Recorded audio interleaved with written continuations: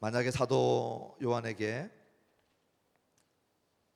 교회란 어떤 모습일까요? 하고 색깔을 칠하게 한다면 사도 요한은 많은 색이 필요하지 않았을 것입니다. 교회 모습을 그릴 때 물감을 통째로 줘도 사도 요한은 딱 두 색깔만 썼을 것 같아요. 흰색하고 검은색.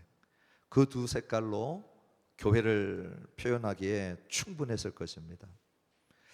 요한에게는 하나님의 자녀가 아니면 마귀의 자녀, 그 둘 사이에 회색 지대가 없어요.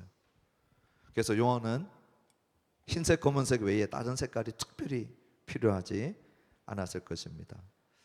왜 이렇게 극단적인 표현을 사도 요한이 할까? 하나님의 자녀가 아니면 마귀의 자녀다 라고 하는 이런 극단적인 표현으로 들려지는 이런 표현법은 실제로 잘못된 가르침 속에 본인이 사역하고 개척하고 있었던 성도들이 흔들리고 그리고 잘못된 가르침에 미혹을 받고 그런 모습들을 보고 정신을 차리고 진리의 편에 머물도록 그렇게 헷갈리지 않는 애매한 이런 표현들을 쓰지 않는 모습을 보게 됩니다. 우리가 지난주에 보았던 말씀처럼 누가 하나님의 자녀인가 했을 때 이제 오늘은 하나님의 자녀의 모습, 그 중에서도 사랑법, 하나님께 속한 자, 마귀에게 속하지 않은 하나님께 속한 자의 사랑법이 어떠한가 하는 것들을 보려고 합니다. 오늘 우리가 보려고 하는 이 11절 말씀 앞에는 당연히 10절이 있는데 10절에는 하나님의 자녀와 마귀의 자녀를 구별해 놓고 있었고요.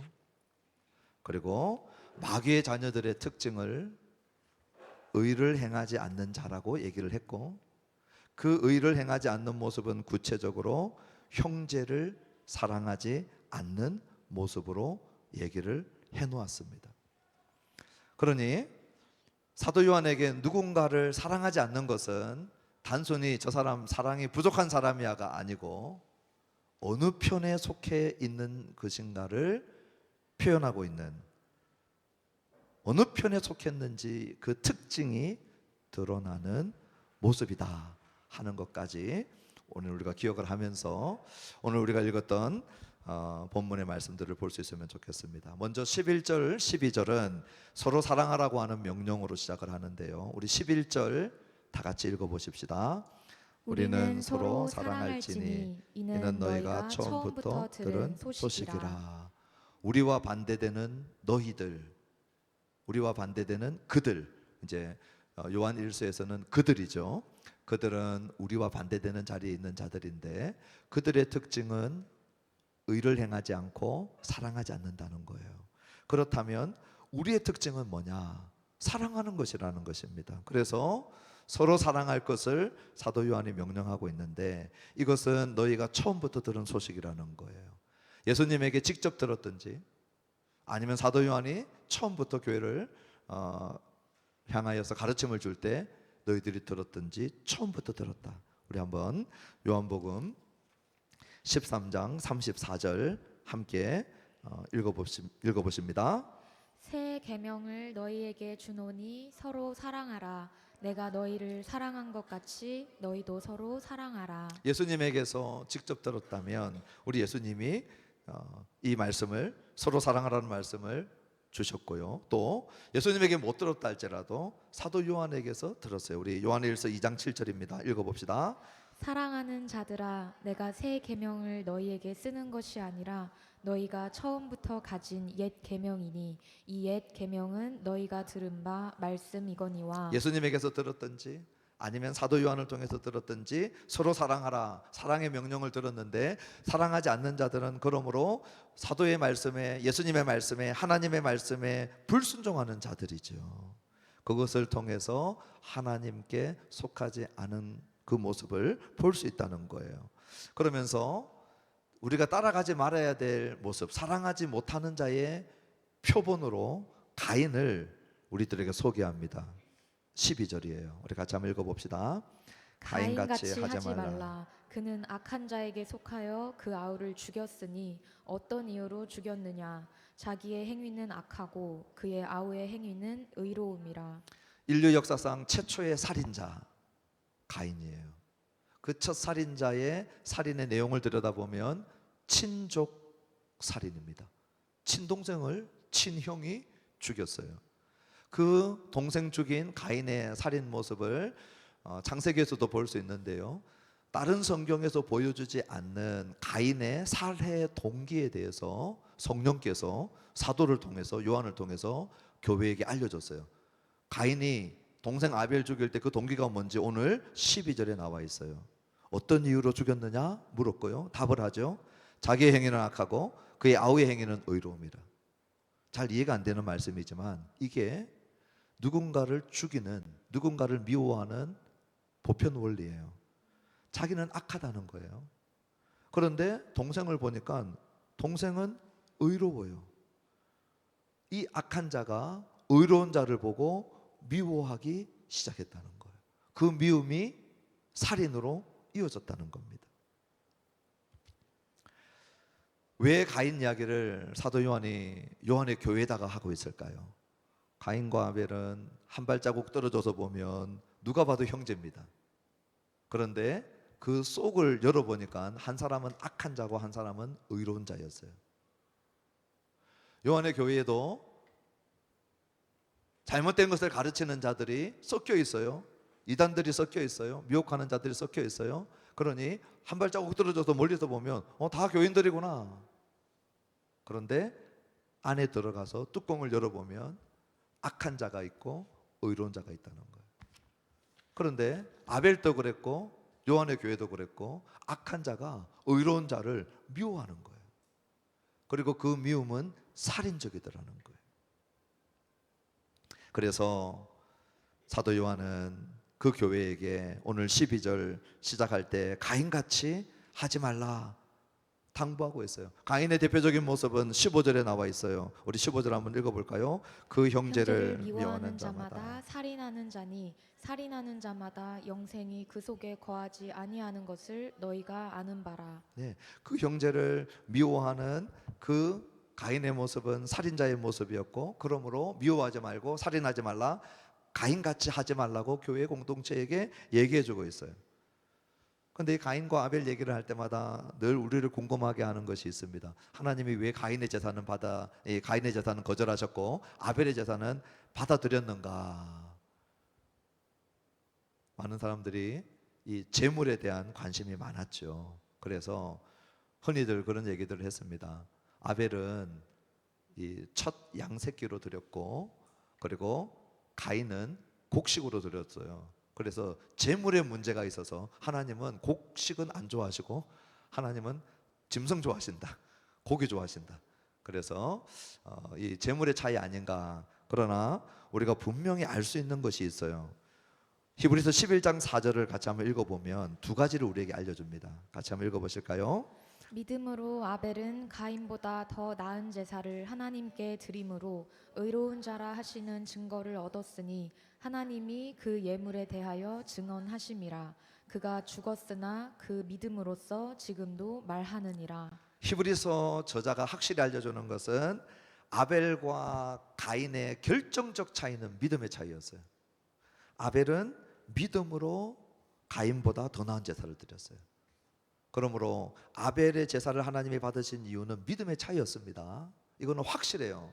그런데 그 믿음의 차이를 어떻게 분별할 수 있었느냐? 예물과 상관이 있다는 거예요. 우리 11장 4절 중간에 보니까 하나님이 그 예물에 대하여 증언하심이라 그랬죠? 그렇기 때문에 예물하고 분명한 상관이 있어요. 여기까지 신약 성경이 우리에게 알려준 바예요. 그런데 분명히 아닌 건 뭐냐? 하나님은 곡식은 안 받는다. 그렇지 않아요. 5대 제사에 보면 소제가 곡식 제사입니다. 그리고 곡식 제사는 기본 제사입니다. 곡식 제사로 속죄까지 합니다. 레위기에 보면 피 흘림 없이도 가난한 자가 비둘기 살 돈도 없는 자들은 소제로도 속죄제를 드리게 돼 있어요. 그러니 하나님이 곡식 좋아하십니다. 곡식이기 때문에 안 받은 건 아니에요. 그런데 재물하고도 연관이 있다는 거예요. 믿음과 재물이 함께 다루어졌는데 그 내용을 그 다음은 우리가 이제 추론해 볼 수밖에 없는데, 창세기 3장에 아담과 하와가 범죄하고 쫓겨났을 때 창세기 4장에서 하나님이 아담과 하와에게 가죽옷을 해입힙니다. 짐승을 잡아서 그 피를 흘리고 가죽으로 아담과 하와에게 옷을 해입혀서 생명을 보존하거든요. 그 얘기를 아담과 하와가 가인과 아벨에게 안 해줬었다고 보기는 불가능할 거예요. 아빠, 왜 우리가 여기 살아? 에덴에 안 살고 이사 온 게 아니고 쫓겨났어. 무슨 짓 하다가 쫓겨났어? 이런 범죄를 했어. 그럼 어떻게 살게 됐어? 하나님이 가죽옷을, 피를 흘려 가죽옷을 해입히기 위해서는 반드시 짐승이 죽어야 되죠. 그 이야기를 똑같이 아벨과 가인이 들었을 것이라고 추정하는 것은 무리수가 아닐 거예요. 그때에 아벨은 믿음으로 하나님 앞에 반응하며 나가고 있었던 거예요. 그래서 믿음으로 결정적인 차이가 있지만 그 믿음은 예물하고도 연결되어져 있습니다 하는 것이 히브리서 11장 4절에서 우리에게 왜 아벨의 제사를 받았는가를 보여주는 거라면, 창세기에서도 알려주는 게 하나 더 있어요. 창세기 4장 4절 5절 읽어봅시다. 아벨은 자기도 양의 첫 새끼와 그 기름으로 드렸더니 여호와께서 아벨과 그의 제물은 받으셨으나 가인과 그의 제물은 받지 아니하신지라. 가인이 몹시 분하여 안색이 변하니. 제물의 문제만이 아니고 예배자 그 사람도 문제 삼았어요. 오늘 여기 자세히 보시면 창세기 4장 4절 5절에 보시면 아벨과 그의 제물, 가인과 그의 제물, 그렇게 얘기합니다. 단순히 제물만의 문제가 아니고 예배자 전 존재에 대한 언급을 하고 있는 거죠. 그러면 오늘 창세기 4장 7절 상반절에 보면요, 읽어볼까요? 네가 선을 행하면 어찌 낯을 들지 못하겠느냐. 가인에게 한 말이거든요. 선을 행하지 않는 가인은 악한 자였어요. 그 악한 자가 하나님 앞에 예배드리러 나왔을 때 하나님이 그 예배도 받지 않았거든요. 그 사람과 그 재물 전체를 안 받았다 말씀하시는 것이 창세기 4장이라면, 가인의 특징은 선을 행하지 않음이에요. 악을 행하는 거예요. 의를 행하지 않는 자라는 것이죠. 그것이 오늘 가인의 예배를 하나님께서 받지 않으셨다는 거예요. 오늘 요한 1서에서 가인을 예로 든 것은 이 예배의 문제가 아니고 사랑의 문제인데, 철저하게 사랑하는 데 실패하는 사람. 이유는 자기는 악한데 자기 형제가 의로운 것을 보고, 이 모습이 이제 저와 여러분들도 당할 모습이라는 거예요. 우리가 의로울 때 악한 자들이 우리를 미워하기 시작하고, 그 의로움의 시작인 예수님께 속함인데 우리가 예수님께 속했기 때문에 세상이 세상에 속하지 않은 줄 알고 우리를 미워하기 시작한다는 거예요. 이제 13절과 14절에 보면요, 그런 세상의 그런 적대감을 받는 형제들은 형제들끼리에 서로 사랑할 것을 말씀해주고 있어요. 우리 13절 같이 한번 읽어봅시다. 형제들아, 세상이 너희를 미워하여도 이상히 여기지 말라. 가인이 아벨을 미워하듯이 예수님을 그리스도로 믿지 않는 유대인들이 예수님을 미워하듯이 세상은 교회를 미워하고 세상은 신자들을 미워할 거예요. 우리 예수님이 요한복음 15장에서 제자들에게 그런 얘기를 하셨어요. 세상이 너희들을 미워하는 이유가 있는데 너희가 세상에 속하지 아니하고 내게 속했기 때문이라는 거예요. 세상의 편을 들었으면 세상이 너희를 미워할 리가 없는데 너희가 세상에 편들지 않고 세상에 속하지 않고 내 편을 들고 내게 속했기 때문에 본질적으로 세상이 너희를 미워한다고 말씀하고 있어요. 그러므로 세상이 너희를 미워할 때 이상히 여기지 말라. 악한 자들이 의로운 자를 미워할 때 이상히 여기지 말라. 그런데 우리는 이상히 여겨요. 우리가 미움을 받지 않고 있고요, 그리고 왜 미움을 받는지 몰라요. 그러면 이상히 여겨져요. 목사님, 지금까지 신앙생활하면서 딱히 미움을 받지 않았습니다. 아마 세상하고 거의 차이가 안 나기 때문에 미움받지 않았을 거예요. 이 카멜레온형 신앙생활이죠. 기가 막힌 변색을 통해서 세상이 전혀 거부감 없이 받아들이기 때문에 미움을 받지 않아요. 그런데 만약 우리가 예수님께 속한 티를 내잖아요, 너무 쉽게 미움을 받아요. 여러분, 오늘 나가서 여러분의 삶의 현장 속에 나는 예수님께 속했습니다, 깃발 한 번만 딱 꼽아보세요. 아마 직격 포탄을 맞을 거예요. 예를 들어서 구원은 예수 그리스도를 통한 유일한 길밖에 없습니다. 이런 얘기를 이 상대화되고 다원화된 시대 속에서 했다. 그러면 집중 포화를 맞을 거예요. 성윤리에 대해서 예수님이 가르쳐 주신 윤리를 가지고 나가서 얘기한다. 동성애는 그릇된 사랑법입니다. 집중 포화를 맞을 거예요. 하나님이 부부관계 외에 성관계를 허락한 적이 없습니다. 집중 포화를 맞을 거예요. 요즘 젊은이들 안에 일어나고 있는 동거문화, 이 성적인 외도와 방탕. 그런데 우리가 주님 편에 서서 주님이 가르쳐 준 대로 외치고 다닌다. 세상으로부터 당연히 미움받을 것이고, 그럴 때마다 이상히 여기지 말라는 거예요. 우리 14절 같이 한번 읽어보십니다. 우리는 형제를 사랑함으로 사망에서 옮겨 생명으로 들어간 줄을 알거니와 사랑하지 아니하는 자는 사망에 머물러 있느니라. 이 14절은 잘 이해하지 못하면 저와 여러분들을 부정적인 의미에서 율법적 신앙생활을 하게 하고 종교적 신앙생활을 하게 하는 말씀이에요. 그런데 잘 이해하면 우리가 복음적 신앙생활을 하게 하고 우리를 격려하는 말씀이에요. 여기서 제일 중요한 것은 옮겨인데, 우리 한글 성경이 시제를 마치 이 현재형처럼 보여줘서 조금 어려움이 있는 구절이 돼버렸어요. 이 옮겨는 완료형입니다. 완료형. 이미 과거에 한 사건이 일어났고 끝났고 그 영향력이 지금 또 계속 미치고 있는 형태예요. 다시 얘기하면 사망에서 옮겨졌다 생명으로, 이렇게 해야 돼요. 우리는 사망에서 생명으로 이사간 사람들이에요. 더 이상 사망의 나라야, 사망의 집에 머물고 사망의 영토에 머물고 있는 자들이 아니고요, 생명의 나라, 생명의 영토, 생명 안으로 옮겨진 자들이라는 거예요.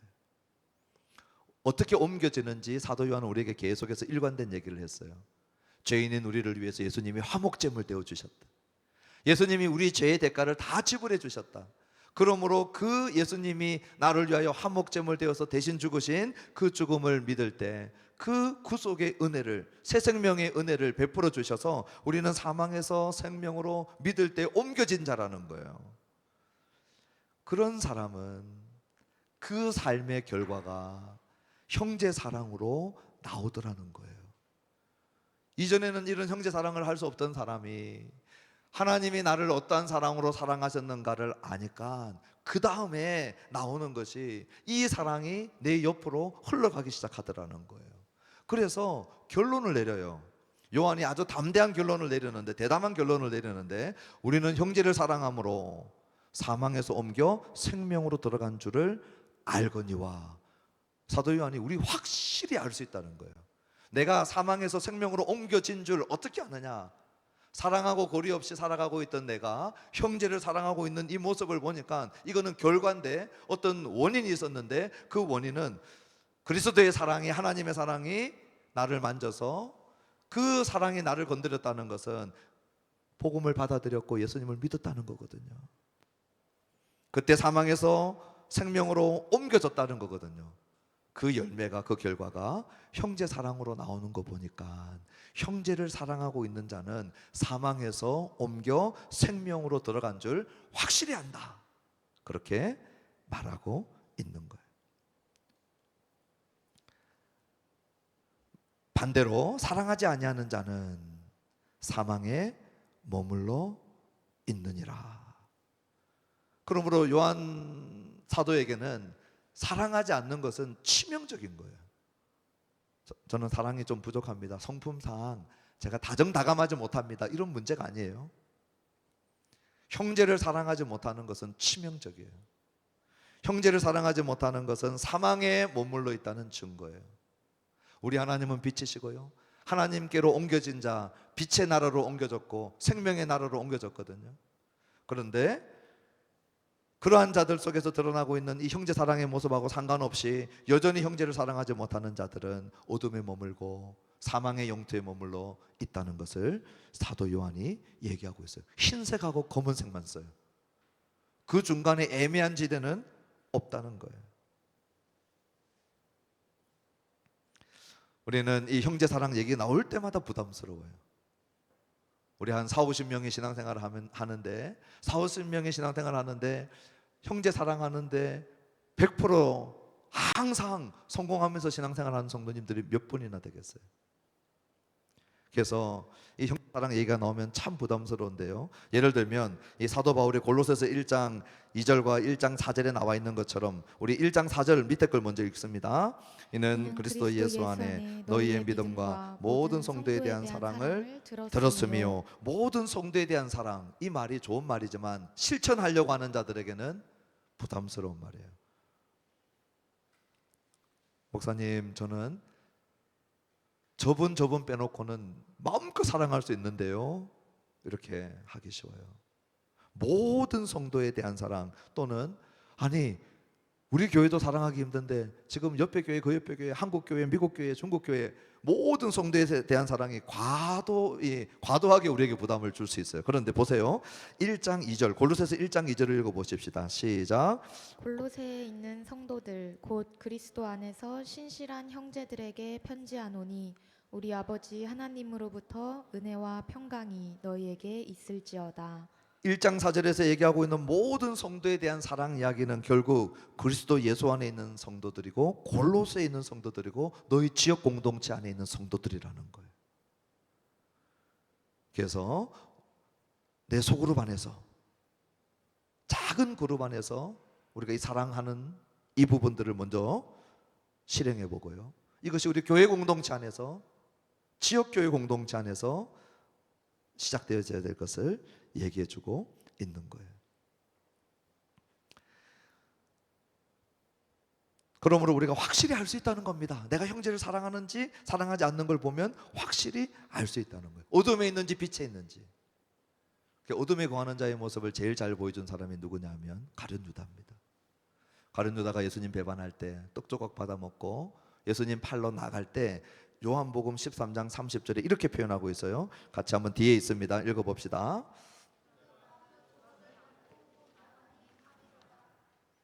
예수님을 팔러 나가는 유다는 밤에 거하는 자예요. 밤에 행하는 자예요. 어둠 속에 머무는 자예요.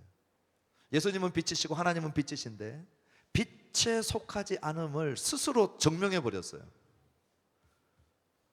한 발자국 떨어져 가지고 제자들에게 물어보면 뭐라고 할까요? 유다도 우리 형제들입니다. 우리 형제 안에 유다도 있습니다. 예수님의 12제자 안에 유다 이름이 있었거든요. 누군가가 한 발자국 떨어져서 물어보면 제자들이 그렇게 얘기할 거예요. 유다 누구예요? 물어보면 우리 형제들이요, 예수님의 같은 제자입니다, 같은 우리 동료입니다, 이렇게 얘기했을 거예요. 그런데 뚜껑을 열어보면 유다는 단 한 번도 예수님께 속여본 적이 없어요.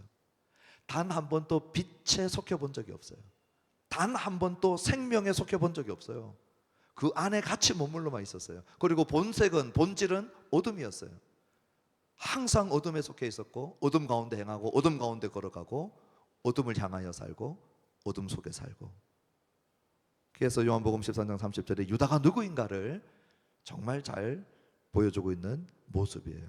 유다가 그 조각을 받고 곧 나가니 밤이로라. 그는 어둠과 한편이었던 사람인 것이죠. 이렇게 어둠에 속한 자, 가인에게 속한 자와 그리스도에 속한 자의 특징이 15절로부터 16절에 나오는데요, 우리 15절을 읽어보십시다. 그 형제를 미워하는 자마다 살인하는 자니 살인하는 자마다 영생이 그 속에 거하지 아니하는 것을 너희가 아는 바라. 사도 요한에게 있어서 미움은 누군가를 죽이는 것하고 연결되어져 있어요. 누군가를 사랑하는 것은 반드시 그가 사망에서 생명으로 옮겨간 결과라는 거예요. 옮겨진 자들은 빛을 사랑하게 되고 빛 가운데 걸어가게 되고 빛 가운데 머물기를 좋아해요. 그래서 빛이신 하나님, 의로우신 하나님, 사랑이신 하나님을 닮아가요. 의를 닮아가고 사랑을 닮아가요. 그런데 형제를 미워하는 자는요, 사랑하지 못하는 자거든요. 그러한 자들은 어둠 속에 머물러 있고 사망 속에 머물러 있고, 그래서 이 살인하는 자라고 하는 이 단어가 요한복음에는 되게 무거운 단어예요. 이 헬라어 원어는 두 단어의 합성어인데 사람과 죽인다라고 하는 이 두 단어가 합성어로 합쳐져서 한 단어를 이루어 있는데 우리 한글에도 살인하는 자 마치 두 단어처럼 보이지만 원어는 한 단어예요. 이 단어는 신약 성경 전체에서 사도 요한만 써요. 요한복음서에 쓰고 서신서에 쓰고 사도 요한만 이 단어를 고집했어요. 이 단어의 본질은 요한복음 8장 44절에서 보여주고 있어요. 우리 같이 한번 요한복음 8장 44절 읽어봅시다. 너희는 너희 아비 마귀에게서 났으니 너희 아비의 욕심대로 너희도 행하고자 하느니라. 그는 처음부터 살인한 자요 진리가 그 속에 없으므로 진리에 서지 못하고 거짓을 말할 때마다 제 것으로 말하나니 이는 그가 거짓말쟁이요 거짓의 아비가 되었음이라. 중간에 보면 그는 처음부터 살인한 자요. 여기에 그는 마귀예요. 마귀는 살인한 자고요. 마지막 가면 거짓말쟁이에요. 마귀는 거짓말쟁이에요. 그래서 요한복음에서 거짓말은 천국까지 못하는 죄예요. 사도 요한의 계시록을 읽어보시면요, 마지막에 천국에 들어가지 못하는 자들의 제목을 리스트업 하는데요, 거기에 거짓말하는 자와 살인하는 자가 들어가 있어요. 왜 거짓말하는 자와 살인하는 자가 천국에 들어갈 수 없느냐? 마귀와 한편이라는 거예요. 마귀가 천국에 들어갈 수 없다면 마귀에게 속해 있고 마귀와 한편인 자는 천국에 들어갈 수 없다는 거예요. 그래서 제 요즘에 거짓말이 좀 심해, 그런 거짓말을 얘기하는 게 아니에요. 마귀와 한편이 되어서 마귀의 속성을 가지고 마귀처럼 사는 자들을 요한은 거짓말하는 자와 살인하는 자라고 얘기를 해요. 얼마나 무서운 죄인지 몰라요. 거짓말하는 것과 살인하는 것. 그런데 그 살인은 형제를 미워하는 것하고 연결시켜 버려요. 그래서 사도 요한에게 물어보면 거짓말하는 것과 형제 미워하는 죄는 사탄적이에요. 치명적이에요. 오늘 저와 여러분들이 아주 쉽게 생각하는, 오늘 요한은 이 거짓말하는 것과 형제 미워하는 것을 더 이상 쉽게 생각하지 못하게 하는 것이죠. 그래서 15절에 보니까 그 형제를 미워하는 자마다 살인하는 자니 살인하는 자마다 영생의 구속에 거하지 아니하는 것을 너희가 아는 바라. 그렇게 이 형제 미워하는 것을 엄하게 다루어요. 마귀는 처음부터 거짓말쟁이고 처음부터 살인자였다는 것은 창세기 3장 4장 사건을 통해서 우리가 알게 됩니다. 하나님이 선악을 알게 하는 나무의 실과를 먹으면 반드시 죽을 것이다. 마귀는 절대 죽지 않는다 거짓말이었어요. 오히려 너 하나님같이 돼. 그리고는 마귀의 거짓말을 듣고 아담과 하와가 먹고 난 다음에 영적으로 바로 죽었고요, 육체적으로도 죽었어요. 그래서 처음부터 거짓말쟁이고 마귀는 처음부터 살인한 자라는 거예요. 오늘 우리가 거짓말하고 오늘 우리가 형제를 미워하여 형제를 죽이는 그러한 일을 하는 것은 내가 누구에게 속해 있는가 하는 것을 드러내는 것이라는 거예요. 그럼 우리에게 이제 문제가 남아 있어요. 목사님, 저도 사랑하고 싶어요. 저도 마귀와 한편으로 살고 싶지 않아요. 어떻게 할 수 있습니까? 우리 16절이에요. 같이 한번 읽어봅시다. 그가 우리를 위하여 목숨을 버리셨으니 우리가 이로써 사랑을 알고 우리도 형제들을 위하여 목숨을 버리는 것이 마땅하니라. 이 순서 외에는 사랑할 길이 없어요. 이 순서, 이 방법을 버리고 사랑하는 것은요, 전부 다 이기적이고 개인주의적 사랑이에요. 성품적으로 사랑과 이 정이 많은 사람이 있어요. 그것은 복음으로 인한 사랑이 아닙니다. 그것은 결국 자기의 의, 자기의 도덕, 자기의 사랑을 자랑하게 돼요. 인정받고 싶어 하고요. 오늘 사도 요한이 얘기하고 있는 형제 사랑은 그렇게 나오는 것을 형제 사랑이라 얘기하지 않아요. 오늘 보세요. 그가 우리를 위하여 목숨을 버리셨으니 우리가 이로써 사랑을 알고. 여기 우리의 자기 이름을 넣을 수 있어야 돼요. 여기 우리의 자기 이름을 넣고 고백할 수 있는 자는 100% 하나님께 속한 자들이에요. 그가 용신이를 위하여 목숨을 버리셨으니 용신이가 이로써 사랑을 알고. 아멘. 이런 자들은 그의 사랑 얘기가 나오면, 그의 사랑 노래가 나오면 그냥 가슴이 뭉클뭉클하고 늘 좋고, 어떻게 십자가 사랑은 어제 불렀는데 오늘 불러도 또 좋지? 이렇게 돼요. 어떨 때는 그냥 막 감정이 올라올 때도 있어요. 주체할 수 없어요. 기도하다가도 십자가 사랑이 나를 탁 건드리면 주체가 안 돼. 수십 년 신앙생활을 했는데도 지금도 십자가 사랑이 나를 건드리면 울컥울컥해요. 목이 메이고. 이 우리의 자리에 내 이름을 넣을 수 있는 사람, 그 사람만이 사랑을 알아요. 그리고 형제들을 사랑할 수 있어요. 근데 그가 우리를 위하여 이 우리의 내 이름을 넣을 수 없는 사람들은 불가능해요. 예수님이 죽으셨다, 그 자체가 이 사랑을 깨닫게 하지 못해요.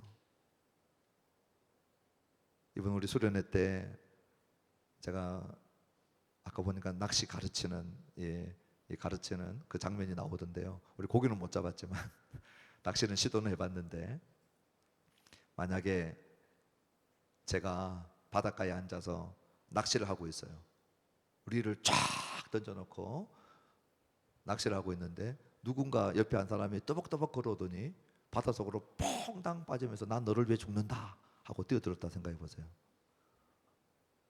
죄송하지만 이상한 분이세요. 그렇죠? 나를 위해 죽는다 하고 뛰어들었다고 제가 그 사람의 죽음을 보고 이로써 내가 사랑을 알고 됩니까? 안 돼요. 왜 죽었지? 이렇게 돼요. 왜 죽었을까? 그런데 제가 낚시를 하다가 뭐 지렁을 끼우고 하다가 잘못 발을 디뎌가지고 바닷속에 빠졌는데 너울이 쳐서 그냥 휩쓸려 가서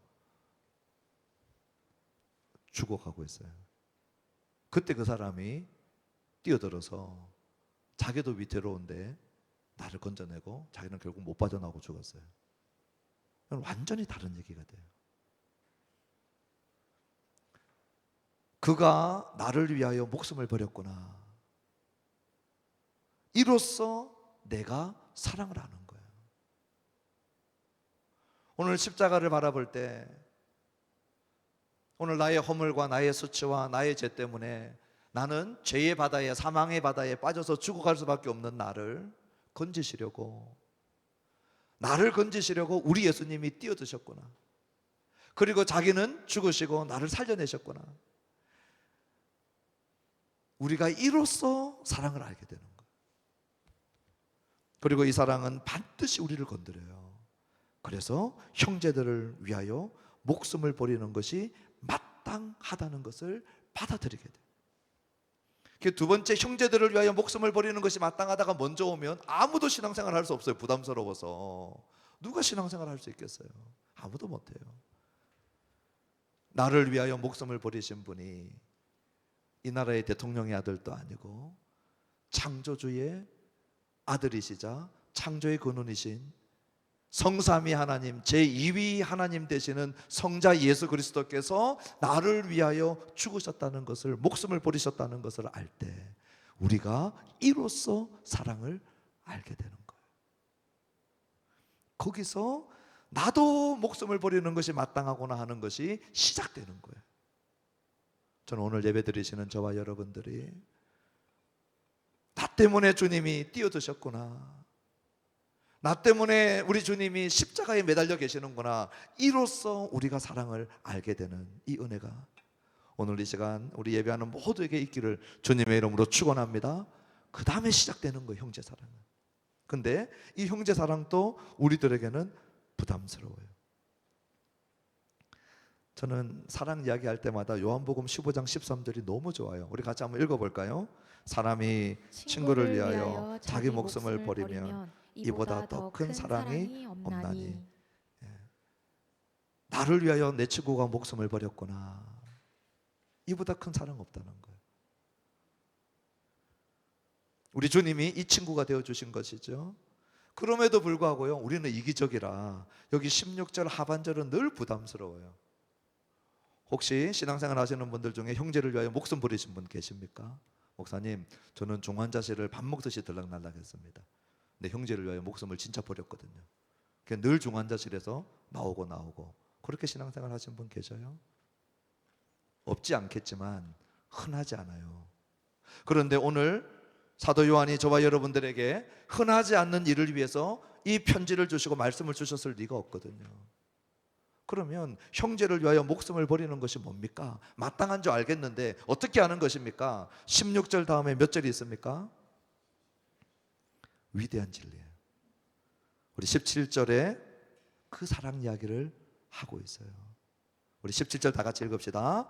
누가 이 세상의 재물을 가지고 형제의 궁핍함을 보고도 도와줄 마음을 닫으면 하나님의 사랑이 어찌 그 속에 거하겠느냐. 16절 다음에 이 17절은 절대 우연이 아니에요.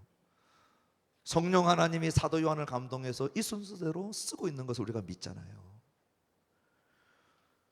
목숨을 다한 사랑을 받은 자가 형제를 위하여 목숨을 다한 사랑을 하는 것이 마땅한데, 그러면 공동체 안에서 구체적으로 나는 이렇게 살고 싶은데요, 어떻게 살 수 있습니까? 17절을 우리에게 주면서 형제의 궁핍함, 여기에 이 궁핍함은 생계와 생존의 문제예요. 어떤 형제가 이 롤스로이스를 타고 다니다가 벤저로 바꿨어. 궁핍해졌네, 그런 얘기하는 거 아니에요. 생존의 문제, 생계의 문제. 먹을 것이 없으면 생존과 생계가 어려운 그 형제의 궁핍함, 그것을 보고 누군가가 나눠줄 재물이 있는 자가 받는데 도와줄 마음을 닫아요. 그 모습을 보고 하나님의 사랑이 어찌 그 속에 거하다고 말할 수 있겠냐는 거예요. 하나님의 사랑은 목숨을 다한 사랑이었거든요. 그 사랑을 받은 자가 목숨을 다한 사랑을 하는 방법은 자기의 생물학적 목숨을 버리는 것이 아니고 결은 똑같아요. 이 결은 한 번도 달라진 적이 없어요.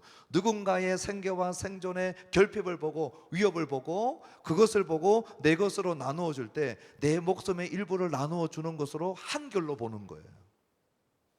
이렇게 보기 시작하면 목숨을 다한 사랑을 누구나 할 수 있어요. 누구나. 저는 우리 교회 공동체 안에 서로의 필요가 무엇인지에 대한 관심,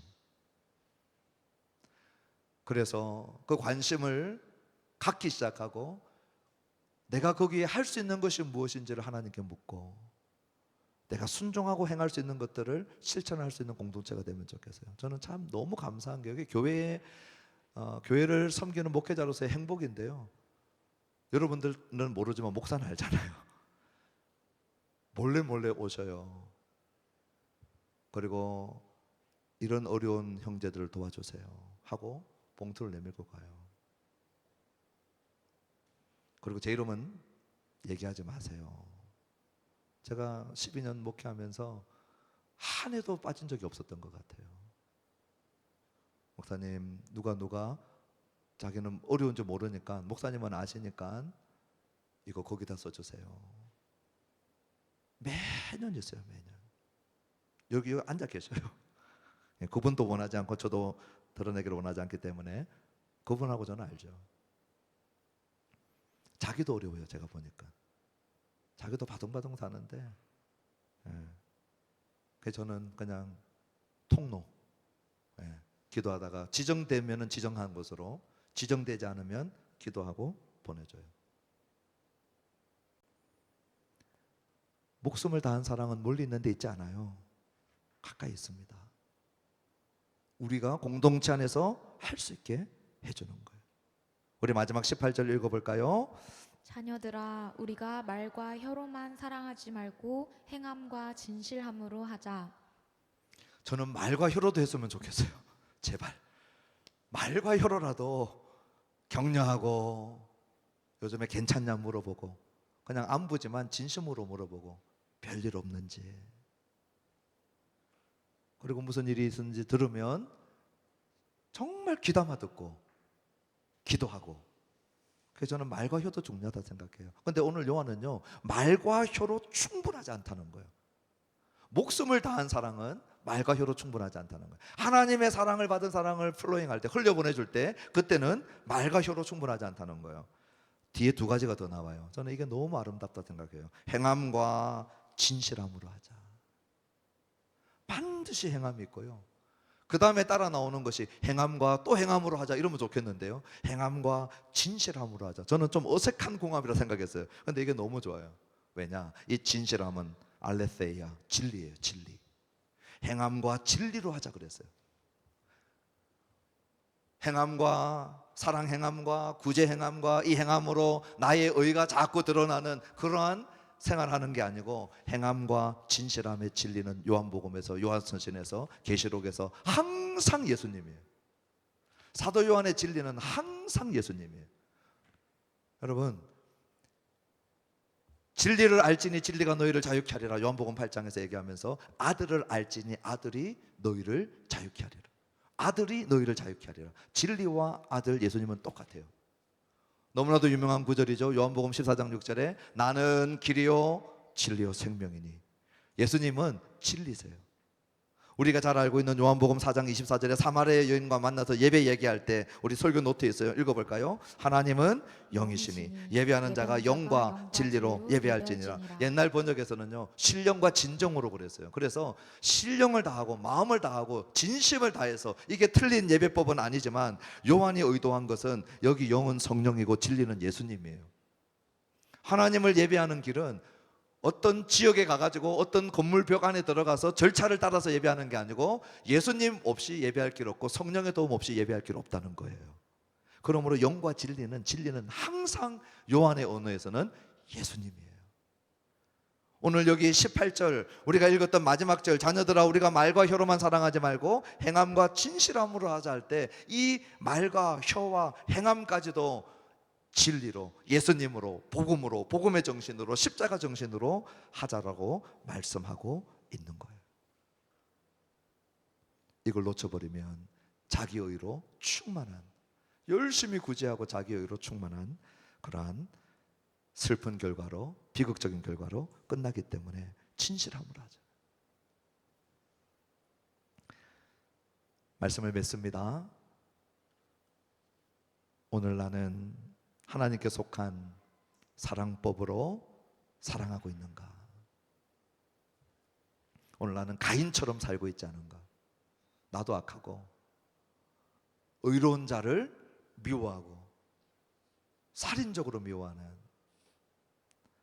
공동체 안에서 가려 사랑하고 사랑하지 않는 형제를 미워하는 이 가인처럼 살고 있지 않은가? 저는 가인은 비극적으로 끝났지만요, 하나님이 너 죄를 다스려야 돼, 제가 너 눈앞에 있어, 너 문 앞에서 기다리고 있어 그랬을 때 가인이 하나님 앞에 회개하고 주님 제가 다스리겠습니다, 용서해 주세요.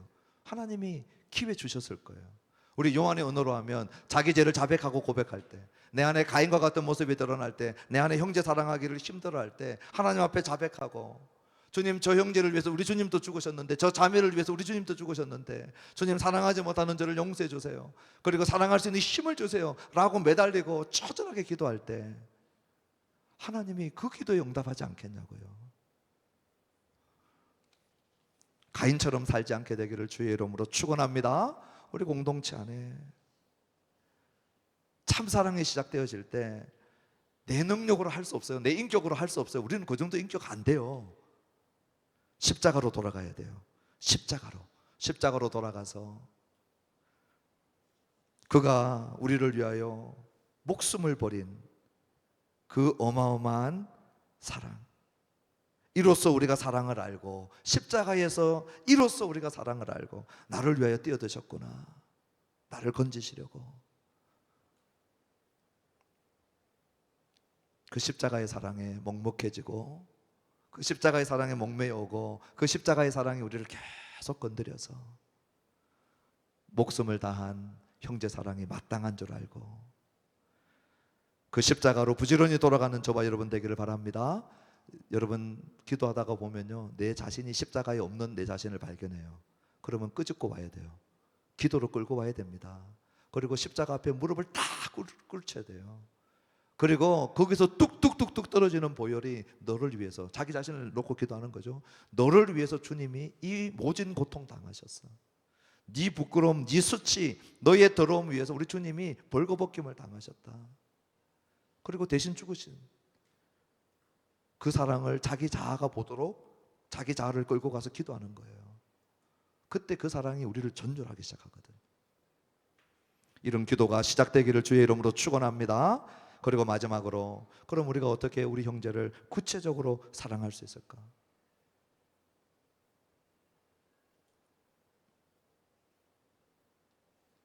오늘 여러분 각자가 물어야 돼요.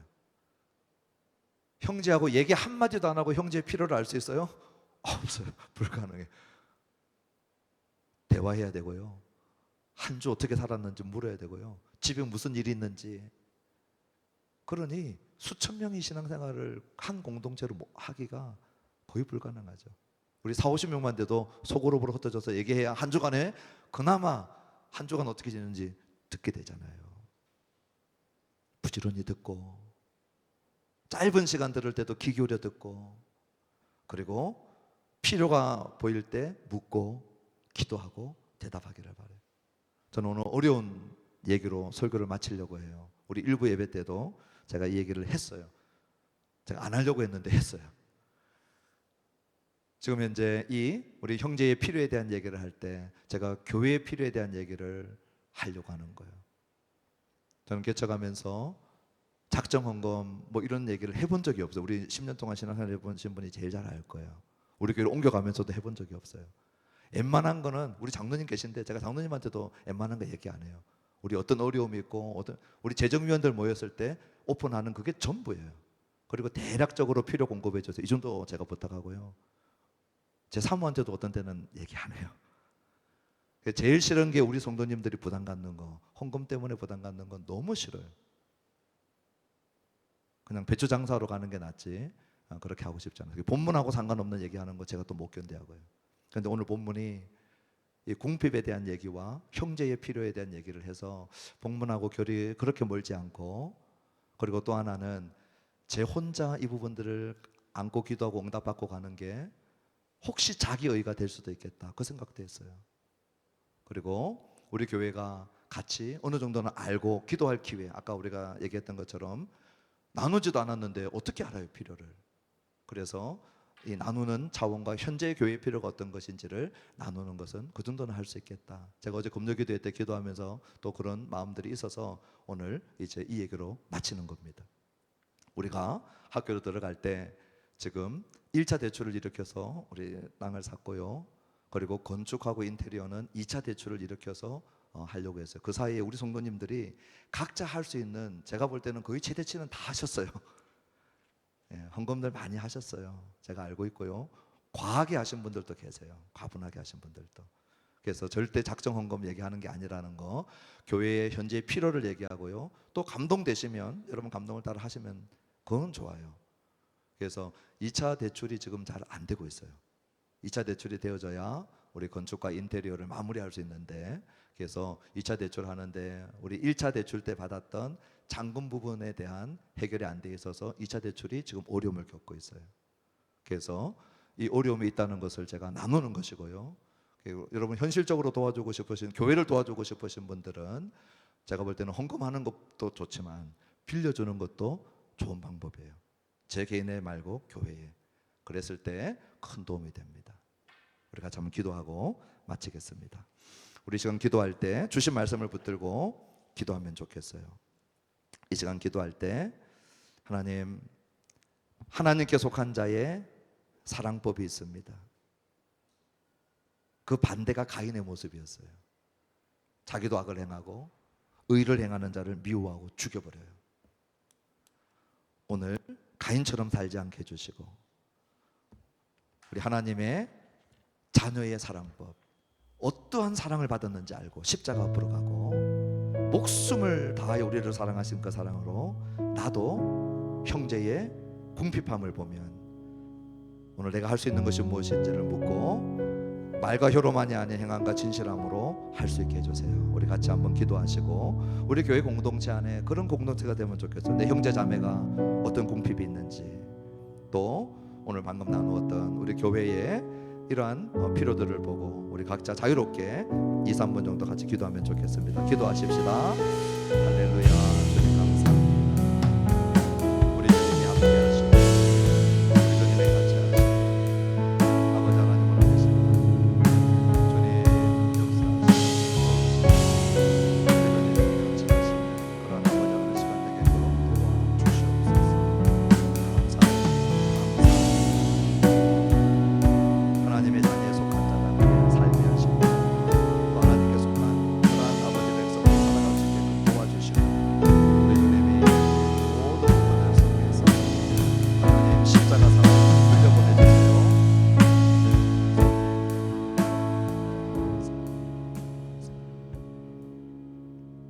주님, 하나님 말씀에 반응하는 하나님 백성 되고 싶습니다. 예배하러 와서 우리 주의 말씀 생명처럼 붙들고 놓지 않기를 원합니다. 하나님께 속한 자의 사랑법이 있습니다. 그 반대의 모습이 가인의 모습이었습니다. 밖에서 보면 형제인데 그 내면을 들여다보면 동생을 미워하고 죽이는 자였습니다. 밖에서 보면 교회인데 내면에 들어가 보면 누구를 미워하고 누구를 죽이고 있는 이 가인의 모습, 더 이상 살지 않게 도와 주옵소서. 주님, 사랑하고 싶은데 내 인격으로 안 됩니다. 내 능력으로 안 됩니다. 우리가 어떠한 사랑을 받았는지, 나를 위하여 뛰어드신, 나를 구하기 위하여 그 십자가에 매달려 계신, 옷벗김을 당하고 침뱉음을 당하고 조롱을 당하고 모진 고통 당하신 그 사랑, 이로써 내가 사랑을 알고 그 사랑 이로써 나도 마땅히 보내주는 자 되게 하여 주옵소서. 내 형제자매에게 무관심한 저희들, 잘 몰라도 괜찮은 우리들을 내버려 두지 마시고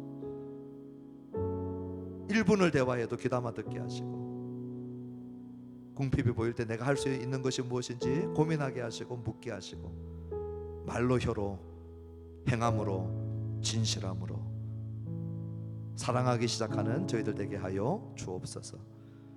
주님, 우리 교회 공동체 필요를 나누었습니다. 오해가 없게 도와주시고 정말 기쁨으로 자원하여 할 수 있는 그러한 마음들이 모여지게 하시고 또 우리 하나님, 지금까지 인도하신 하나님 찬양합니다. 또 놀랍게 인도하실 것입니다. 그 하나님을 기대하고 송축합니다. 주님, 우리가 함께 사랑하는 법을 배워나가는 귀한 공동체 되게 하옵소서. 이제는 우리를 구하시려고 십자가에 몸을 내어 던지신 우리 주 예수 그리스도의 무한하신 은혜와 자기 아들을 아끼지 아니하시고 보내어 주신 아버지 하나님의 사랑과 성령 하나님의 치유하시고 회복하시고 강건하게 하시고 교통하심이 오늘 이 시간 하나님께 속한 자로서 하나님의 사랑법대로 사랑하기를 다짐하는 이 자리에 고개 숙인 주의 자녀들, 그 권속들, 그 생업들 위해 이제로부터 영원토록 함께 계실지어다.